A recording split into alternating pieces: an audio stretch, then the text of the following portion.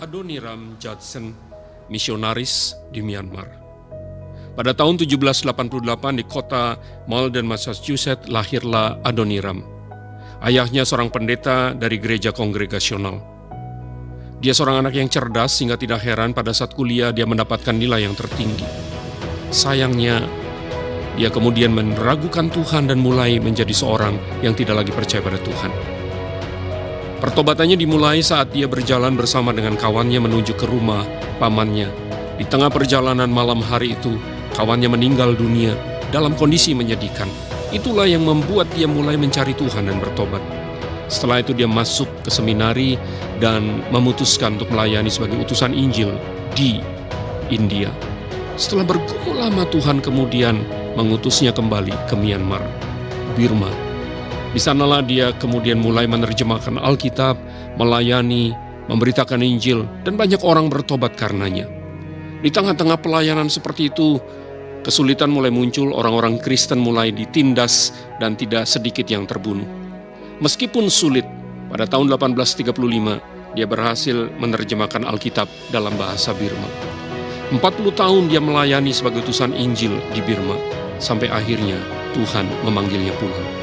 Tapi buah pelayanannya terlihat karena lebih dari 7.000 orang hari itu bertobat karena pelayanan Adoniram Judson. Dialah utusan Injil Allah di Burma. Shalom Bapak Ibu sekalian, selamat pagi. Ini untuk pertama kali kita bertemu dan nama saya adalah Cahyadi. Saya berasal dari kota Bandung, juga lulusan dari Saat, tapi Tuhan memanggil saya untuk satu pelayanan yang berbeda. Saya melayani sebagai seorang atau terlibat di dalam gerakan penerjemahan Alkitab di Indonesia. Satu pelayanan yang tidak populer, tidak diketahui oleh orang-orang. Tapi sebelumnya coba saya mau bikin kuis dulu ya. Kira-kira ada berapa bahasa di Indonesia? Nah, pasti bukan cuma satu. Silakan. Berani berapa? Dari garis baris sebelah situ. Kasih tanda kode tangan aja. Ada berapa bahasa di Indonesia? Silakan.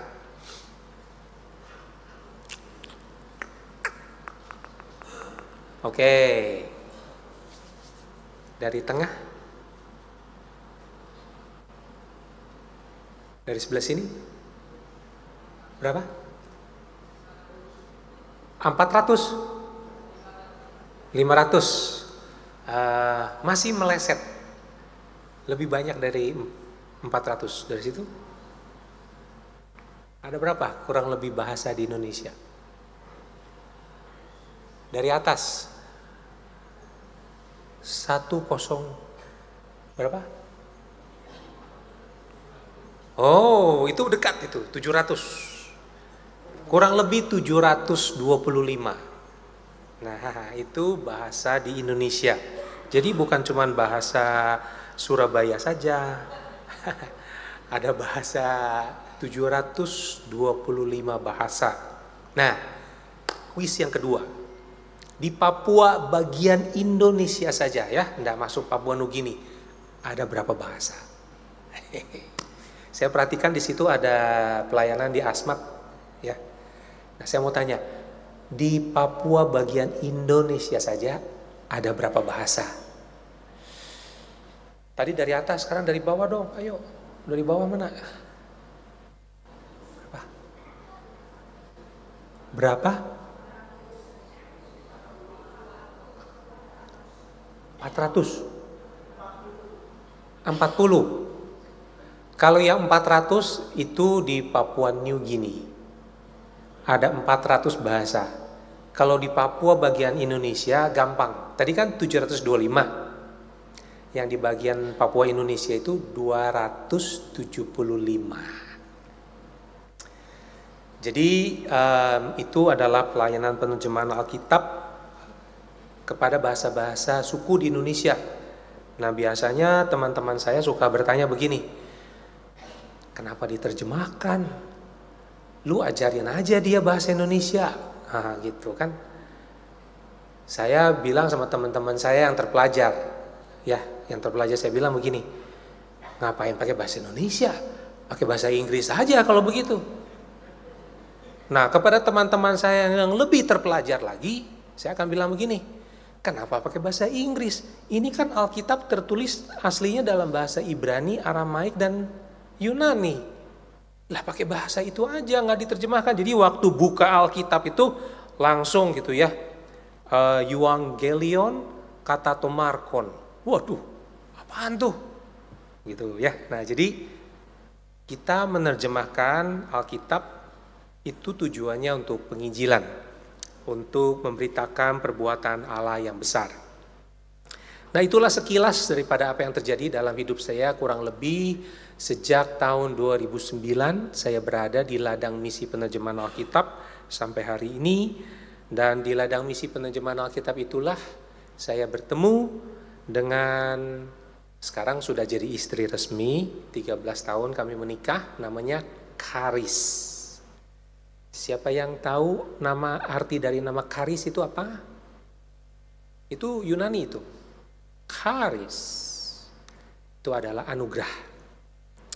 Kami dikaruniai seorang anak yang bernama Samuel, umurnya 11 tahun. Nah, itu nama Ibrani itu, Samuel. Tahu nggak artinya apa? Shmuel, dengarkan Allah. Nah, itu ya. Anak kami namanya Samuel, dalam bahasa Ibrani itu adalah Shmuel, 11 tahun. Dan di masa-masa awal daripada pelayanan saya itu, saya berkenalan dengan suku-suku yang ada di Papua. Salah satunya adalah suku Sikari yang ada di tepi Sungai Mambramo. Nah, di tepi Sungai Mambramo itu ada kurang lebih 100 bahasa. Saya pernah mendengarkan bahasa-bahasa tertentu dengan vokal-vokal dari Perancis. Contohnya adalah U. Waktu saya dengar itu saya kaget sekali. Saya harus tulis apa ini pertama kali saya dengarkan bunyi tersebut. Maklumlah saya bukan orang Perancis, jadi kaget waktu dengarkan vokal itu. Setelah keluar dari pedalaman saya baru ngerti bahwa vokal itu datangnya mirip dengan dari bahasa Perancis. Nah, di awal-awal pelayanan di Papua saya berfungsi atau berperan sebagai fasilitator penerjemahan Alkitab. Setelah itu saya dapat kesempatan studi lanjut di dalam bahasa asli Alkitab. Dan pada tujuan daripada saya studi lanjut adalah saya mau memeriksa terjemahan Alkitab. Nah, saya itu bukan orang aneh ya, Bapak Ibu, kelihatan ada yang tercengang nih. Ini orang nih kayaknya makan apa ini? Saya makan nasi, Bapak Ibu. Nah, saya memeriksa naskah-naskah terjemahan Alkitab. Waktu saya bilang naskah, dulu itu memang dalam bentuk buku begini. Dulu itu zaman baheula ya. Sekarang, waduh, terjemahan Alkitab sudah ada dalam bentuk cerita, di dalam bentuk Android, dalam bentuk film Yesus dan sebagainya. Bahkan ada juga yang menulis lagu. Nah, jadi saya memeriksa terjemahan Alkitab sekarang ini, berakhir-akhir ini di Kalimantan Barat, di tengah-tengah suku Dayak. Nah, itulah bagaimana Tuhan Yesus memberi kesempatan pada saya yang sebetulnya sudah melarikan diri 3 kali dari pelayanan Tuhan. Dia masih berikan kesempatan kepada saya untuk memberitakan perbuatan Allah yang besar di tengah-tengah suku Dayak. Nah, di kota Pontianak itu kemudian saya bertemu juga dengan tim penerjemah bahasa Hakka dan bahasa Teochew. Tapi Hakka-nya bukan Hakka Taiwan, Hakka Pontianak.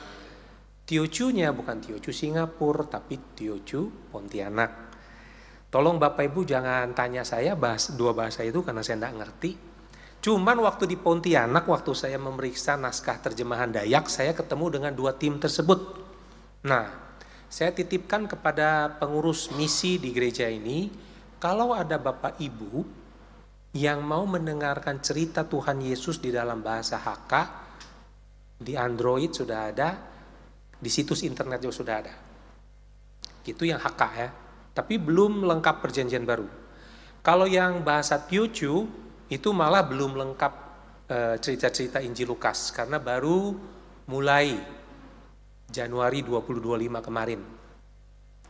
Silahkan klik QR di situ, nanti Bapak Ibu akan lihat beberapa cerita Tuhan Yesus dalam bahasa Teochew. Mungkin berguna untuk Bapak Ibu di rumah nanti. Nah, sebelum kita dengarkan firman Tuhan, mari kita sama-sama berdoa.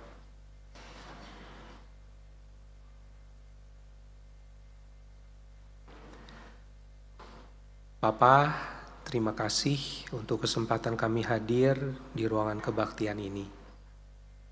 Kami tidak layak, saya juga tidak layak. Tetapi kami mau mendengarkan suara hati Papa. Apa yang ada di dalam hati Papa untuk kami pada pagi hari ini. Dan kiranya Roh Kudus memimpin kami kepada seluruh kebenaran. Terima kasih banyak. Di dalam nama Tuhan Yesus Kristus kami berdoa. Amin. Bapak Ibu sekalian, saya mau bertanya, apa yang membuat Bapak Ibu rasa sangat puas di dalam hidup ini?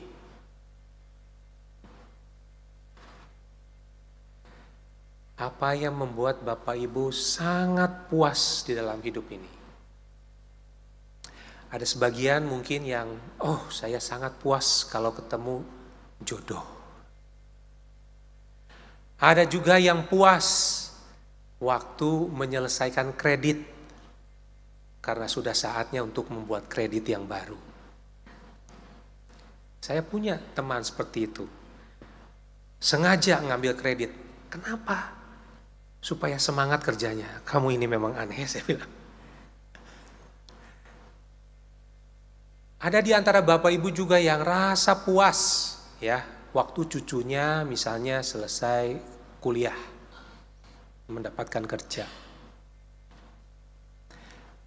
Sambil Bapak Ibu berpikir jawaban untuk Bapak Ibu sendiri,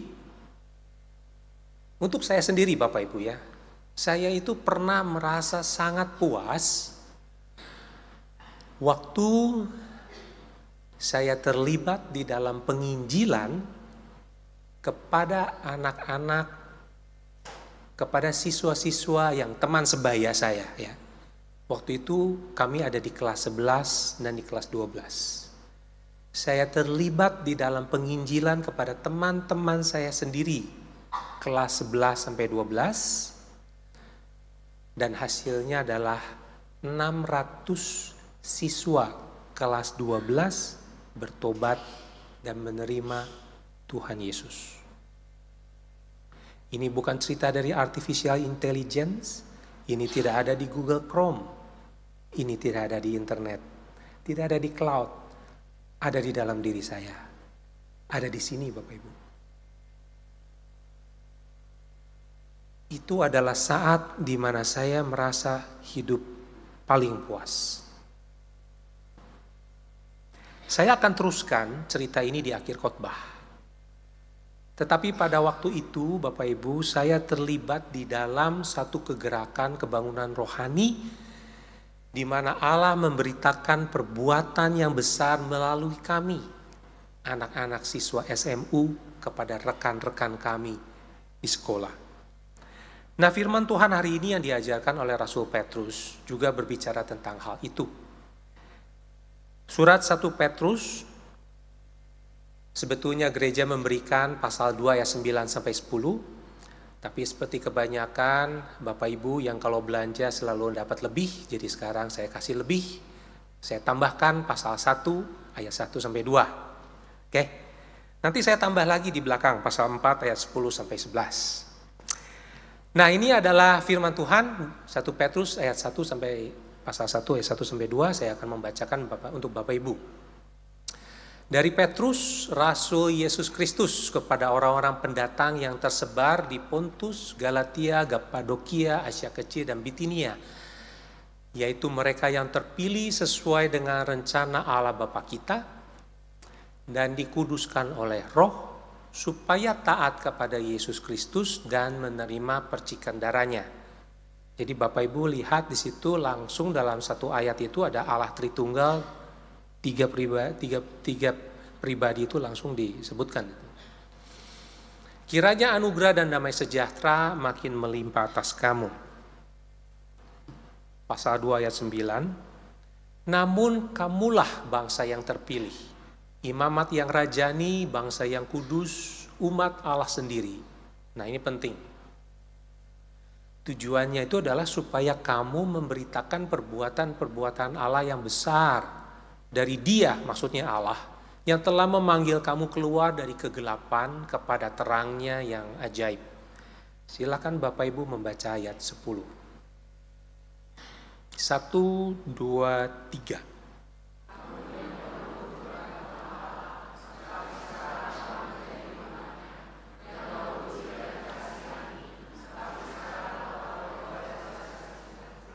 Terima kasih. Bapak Ibu sekalian, surat 1 Petrus ini jelas ditujukan kepada jemaat yang ada di wilayah Turki. Dulu itu adalah masuk kerajaan Roma, tapi sekarang itu ada di wilayah Turki. Mereka disebut sebagai orang-orang buangan, dan karena itu nampak satu kesan bahwa mereka ada di dalam kesulitan. Nah, kesulitan mereka itu semakin terlihat kalau kita mengorek sedikit saja bahasa Yunaninya. Bahasa Yunani itu bisa berarti para imigran, orang-orang yang tinggal untuk sementara di satu tempat, para pendatang atau tamu-tamu. Nah, untuk urusan imigran, urusan visa, imigrasi dan lain sebagainya, saya sama sekali tidak aneh. Karena keluarga saya, istri berasal dari Amerika, dan anak saya juga 2 kewarganegaraannya. Jadi bolak-balik imigrasi, lihat-lihat surat dan lain sebagainya, itu sudah hal yang biasa. Dan untuk khotbah ini saya memutuskan pakai kata imigran. Kenapa? Karena membantu kita untuk merasakan kesementaraan hidup di dalam dunia ini. Sama seperti surat-surat imigrasi yang saya biasanya terima, itu ada tanggal berakhir, dan saya harus perhatikan dengan baik itu. Tapi Bapak Ibu yang bukan imigran, yang asli daripada Indonesia, tetap Bapak Ibu kita semua ini adalah imigran di muka bumi ini. Kita tidak akan selama-lamanya berada di muka bumi ini, bukan? Ada batas waktunya. Ada kadaluarsanya, cuman kita tidak tahu kapan. Nah, kepada para imigran yang sementara hidup dan terbuang ini, Rasul Petrus menuliskan suratnya, dan rupanya kalau kita korek-korek daripada surat 1 Petrus ini, terlihat bahwa orang-orang itu menderita karena imannya kepada Tuhan Yesus. Contohnya, itu terlihat di 1 Petrus pasal 1 ayat 6 sampai yang ke-7. Nah, di tengah-tengah kesulitan hidup itulah Rasul Petrus mengingatkan kepada para imigran, betul kalian itu dalam kesulitan. Tapi saya mau ingatkan kalian semua ini adalah, itu dia. Kalian memang dalam kesulitan, tapi kalian adalah orang-orang yang terpilih oleh Allah Bapa. Kalian dikuduskan oleh Roh, menerima percikan darah Yesus, menjadi satu kerajaan imam, atau juga di dalam 1 Petrus 2 ayat 9 ini adalah imam-imam raja. Dan yang kelima, mereka juga disebut dengan panggilan umat Allah. Nah, dari istilah tersebut ya, terpilih, dikuduskan, darah, imam, dan satu lagi itu adalah umat Allah. Itu istilah-istilah itu adalah bahasa perjanjian yang biasanya hanya dikenakan untuk orang-orang Israel. Tetapi kali ini bahasa perjanjian ini juga diterapkan kepada orang-orang yang bukan Israel, karena yang menerima surat 1 Petrus itu non-Israel. Nah, kenapa Rasul Petrus menggunakan bahasa perjanjian tersebut? Tentu saja karena mereka sudah percaya pada Tuhan Yesus, tetapi juga untuk membantu menguatkan hati para imigran yang ditimpa banyak kesulitan.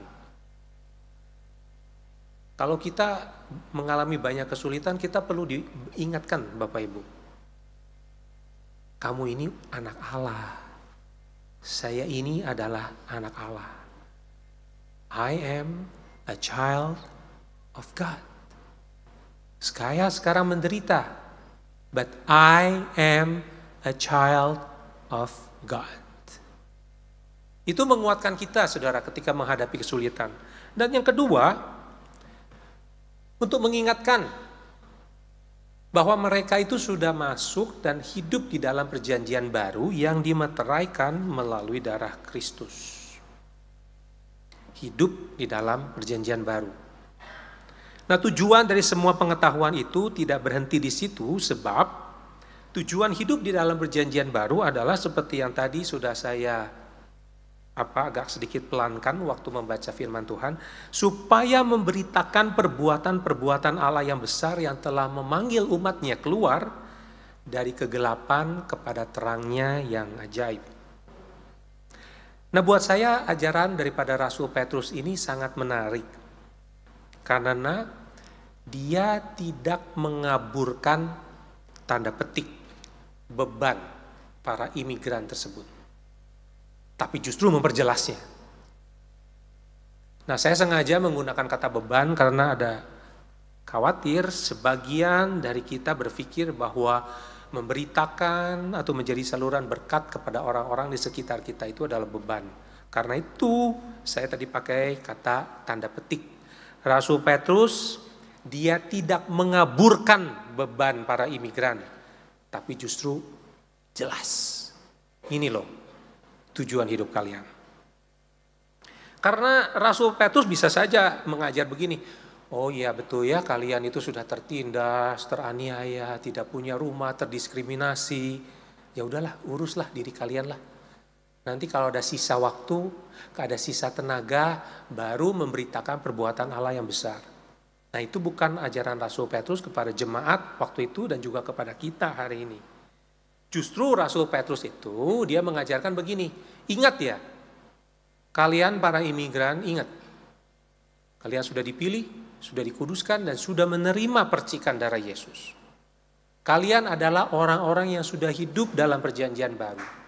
Jadi melalui kalian, Allah akan memberitakan perbuatan yang besar pada orang-orang di sekitar kalian, entahkah kalian mau atau tidak. Itu akan terjadi secara natural.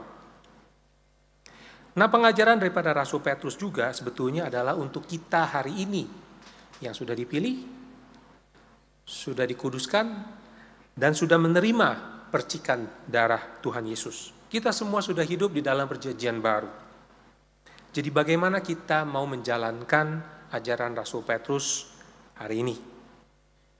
Yang pertama, Bapak Ibu, saya mau tegaskan, buat lebih jelas, tidak semua orang dipanggil menjadi misionaris.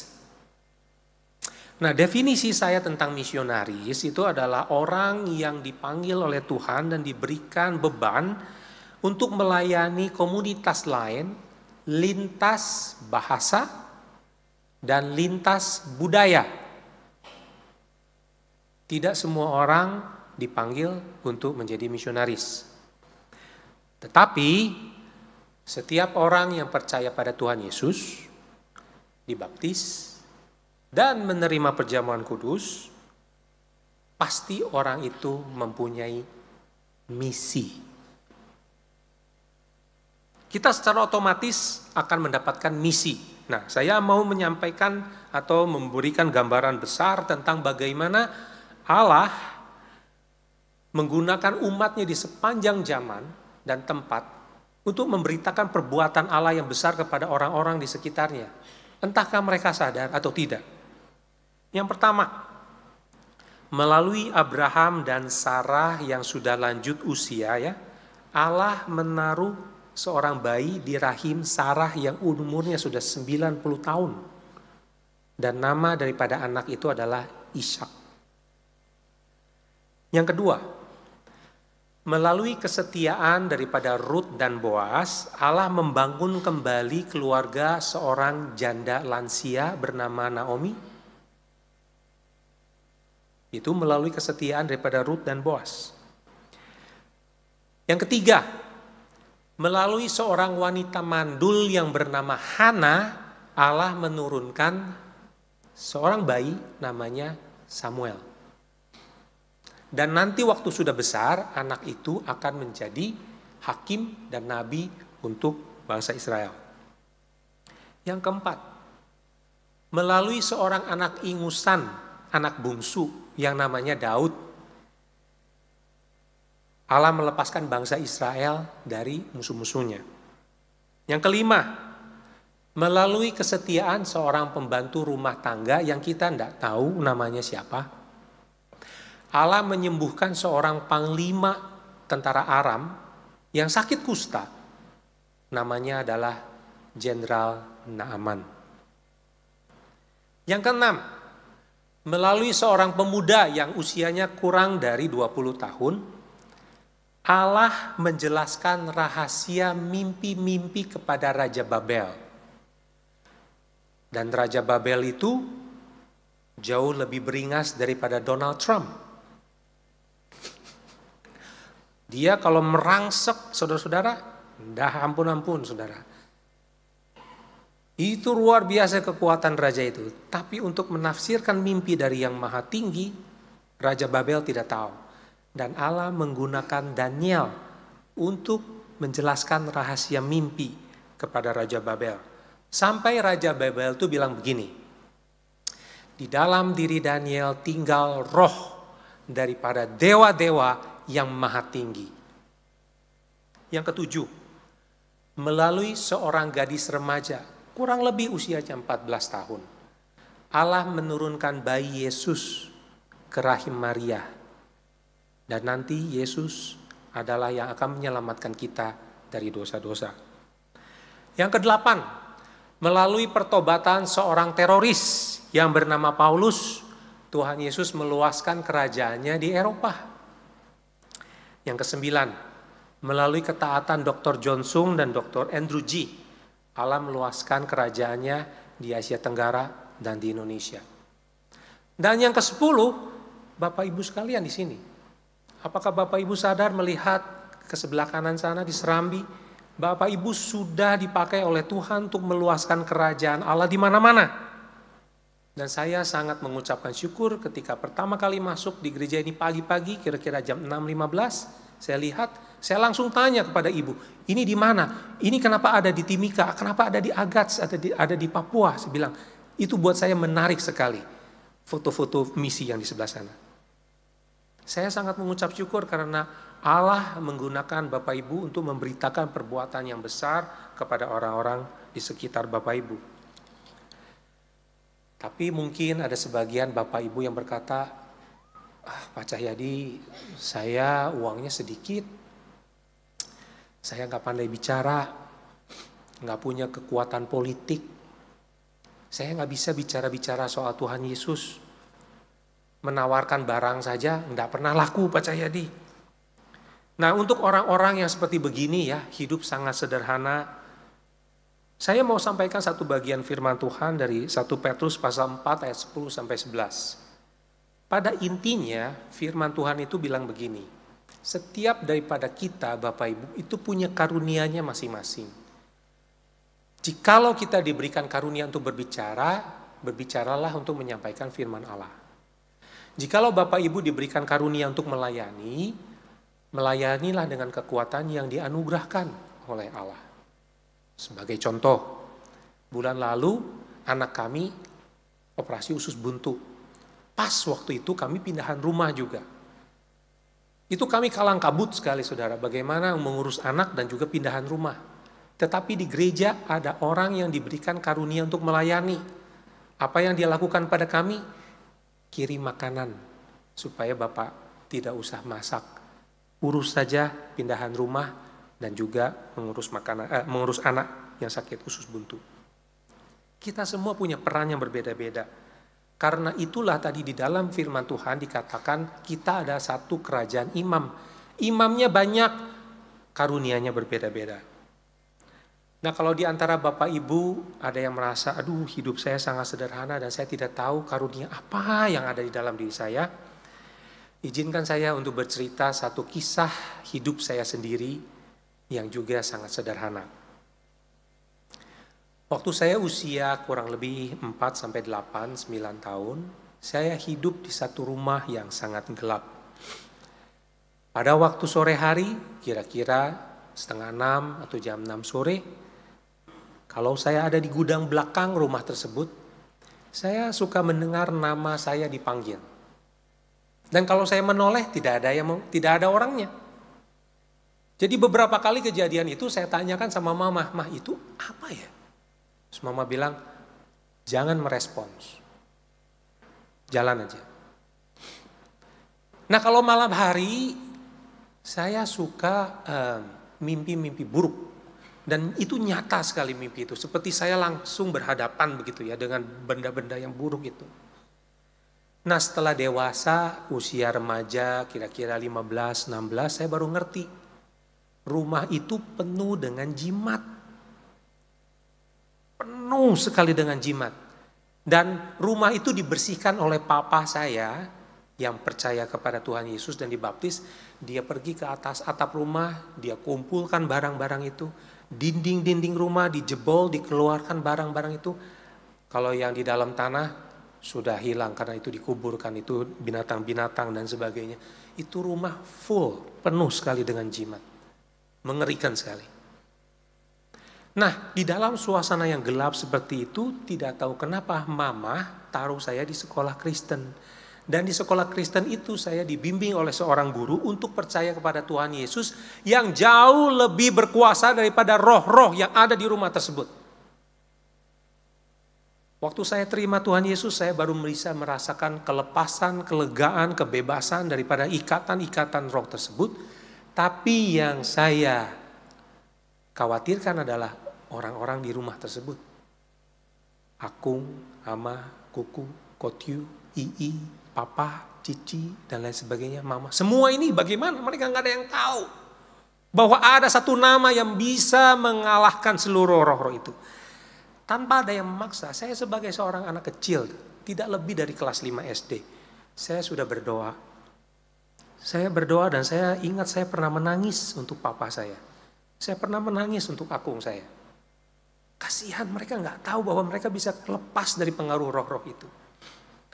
Saya berdoa dan 15 tahun kemudian terbukalah pintu, saya bisa membawa akung ke gereja. Akung itu adalah imigran langsung dari Cungko. 60 tahun hidup di Indonesia, tidak pernah satu kali pun menginjakkan kaki di gereja. Satu kali saya tanya kepada keluarga yang merawat akung, boleh enggak ya saya bawa akung ke gereja, supaya dia dengar firman Tuhan, dia ketemu dengan teman-temannya yang berbahasa Mandarin dan berbahasa Hokkien. Saya sudah siap-siap, pasti ditolak. Tapi puji Tuhan, 15 tahun berdoa enggak sia-sia. Keluarga itu bilang, ya silahkan bawalah, tapi kita nggak punya mobil, lu cari mobil sendiri. Saya cari mobil, saudara, saya ambil satu mobil yang sangat sederhana di rumah itu. Dengan tebal muka saya bawa akung dengan satu misi bahwa hari ini 60 tahun akung tinggal di Indonesia, hari ini pertama kali dia akan injakkan kaki di gereja. Waktu saya bawa mobil itu ke depan pintu gereja, saudara, semua mata itu memandang. Dan mereka saya pikir dalam hati mereka berkata, siapa pemuda nekat yang membawa mobil sedemikian sederhananya ke gereja? Dan kenapa tidak diparkir di sudut gereja supaya gak kelihatan sama seorang lain? Jawabannya hanya satu, karena akung saya stroke. 30 tahun gak pernah keluar dari rumah. Hanya bolak-balik rumah dokter, habiskan uang. Seluruh kekayaannya habis untuk apa? Untuk stroke-nya dia. Hari ini pertama kali saya akan bawa akung ke gereja. Nggak peduli pikiran orang apa. Saya memang datang dari keluarga sederhana. Saya parkir persis di depan gereja. Kemudian setelah itu saya bantu akung. Saya papah dia. Untung ada lift untuk naik ke lantai 2. Setelah saya dudukan akung, baru saya parkirkan mobil itu. Dan diberikan parkir VIP. Karena akhirnya mereka tahu, ya ampun, ini pemuda nekat, ini bawa akung yang sudah stroke. 2 tahun saudara saya dengan muka tebal membawa akung ke gereja. Dan setelah 2 tahun kemudian akung bilang begini, Aku mau dibaptis. Aku mau dibaptis. Kamu antar aku untuk katekisasi. Jadi saya tambah 6 bulan. Setelah selesai katekisasi, saya masuk ke saat sekolah Alkitab. 1 tahun saya sekolah di saat aku meninggal dunia. Saya pulang dengan bis dari Malang ke Bandung. Nggak punya uang. Saya pinjam uang dari teman untuk pulang ke Bandung untuk penguburan aku. Tapi di bis itu malam-malam saya mengucap syukur. Terima kasih Tuhan. Saya nggak terlambat. Saya bisa bawa aku. Dan dia sudah bersama-sama dengan Tuhan Yesus sekarang. Apa peran saya sebagai memberitakan perbuatan Allah kepada aku? Berdoa dan jadi supir. Pasang muka tebal di gereja, gak peduli. Karena saya punya misi. Saya mau akung saya kenal Tuhan Yesus. Dari kesaksian itu, saudara, saya mau sampaikan bahwa bukan artinya kita ini tidak perlu bicara. Bukan. Tapi maksud saya adalah kita semua adalah kerajaan imam. Kita punya karunia yang berbeda-beda. Ada yang berdoa, ada yang khotbah. Orang yang berkhotbah tidak didukung doa, sia-sia. Saudara silakan baca semua cerita-cerita misionari. Doa itu adalah yang paling penting. Ada yang ngantar, ada yang jemput. Ada yang mengajar, ada yang menghibur. Dan semuanya itu dipakai oleh Tuhan Yesus untuk memberitakan perbuatan Allah yang besar pada orang-orang di sekitar kita. Sebagai penutup dari khotbah ini, saya akan teruskan cerita di awal khotbah tadi, yaitu tentang pertobatan kurang lebih 600 siswa SMU yang sebetulnya adalah teman-teman saya sendiri. Dan itu terjadi di kota Bandung tahun 91 sampai 92. Nah, saya tidak tahu apakah ada yang belum lahir waktu itu. Terjadi satu kebangkitan kebangunan rohani yang disebabkan oleh satu orang gadis remaja. Sebut saja nama gadis itu adalah Lia. Saya ambil nama sembarang saja ya, Lia. Gadis itu, Lia, tidak terkenal di sekolah. Ya, anak remaja biasa. Tapi saya memperhatikan ada satu kehidupan dia yang berubah. Saya tidak tahu apa, tapi kelihatan dia lebih bersukacita daripada sebelumnya. Belakangan saya baru tahu bahwa Lia bertemu dengan seorang misionari dari Amerika dan dia dibimbing untuk mengenal Tuhan Yesus. Ada satu perubahan yang penting di dalam hidup Lia, yaitu dia tidak pernah menyontek lagi. Bapak Ibu kalau menjadi guru, mungkin Bapak Ibu tahu ya, pergumulan bagaimana supaya siswa-siswa Bapak Ibu jangan menyontek ya. Tapi saya perhatikan ada satu perubahan penting di dalam hidup Lia, yaitu dia tidak pernah menyontek lagi seperti kami, termasuk saya, yang katanya sudah percaya Tuhan Yesus, yang katanya aktivis gereja, tapi kalau di sekolah nyontek.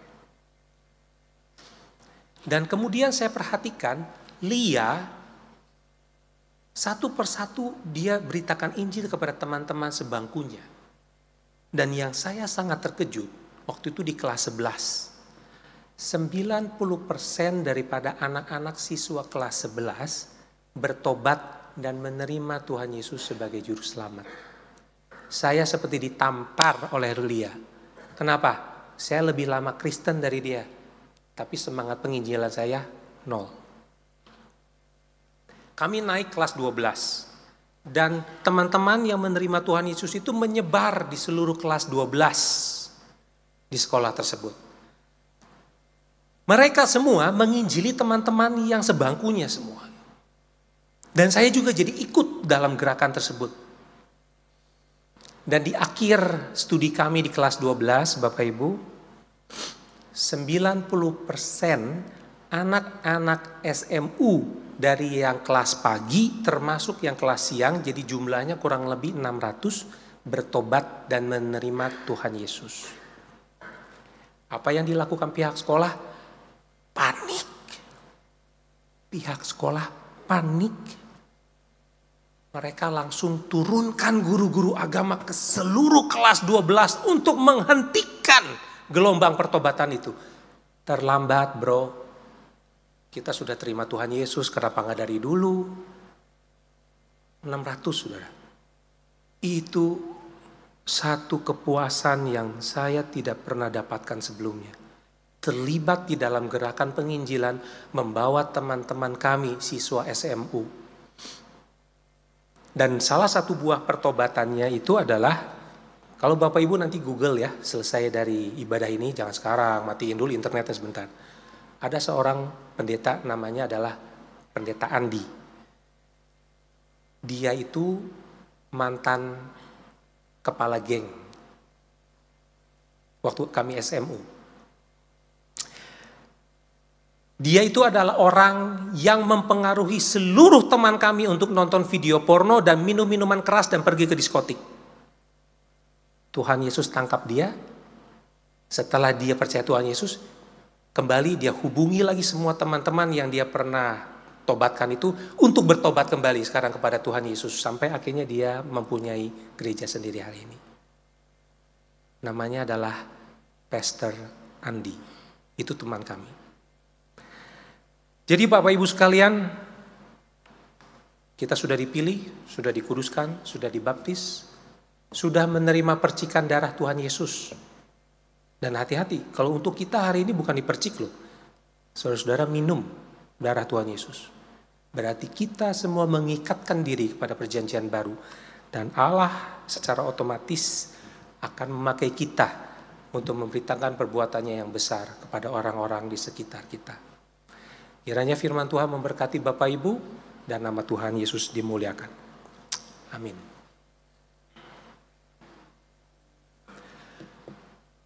Bapa, terima kasih untuk kesempatan kami bisa merenungkan firman Tuhan. Terima kasih untuk karya-Mu yang luar biasa, yang tidak mungkin kami lakukan sebagai seorang manusia biasa. Hanya Roh Kudus yang bisa mempertobatkan orang. Kami adalah manusia-manusia biasa. Dan kiranya Allah terus berkenan memakai kami. Dan kami juga mempunyai satu tanggung jawab untuk membersihkan dan menyucikan diri kami dari perbuatan-perbuatan dosa. Terima kasih banyak Bapa. Di dalam nama Tuhan Yesus Kristus kami berdoa. Amin.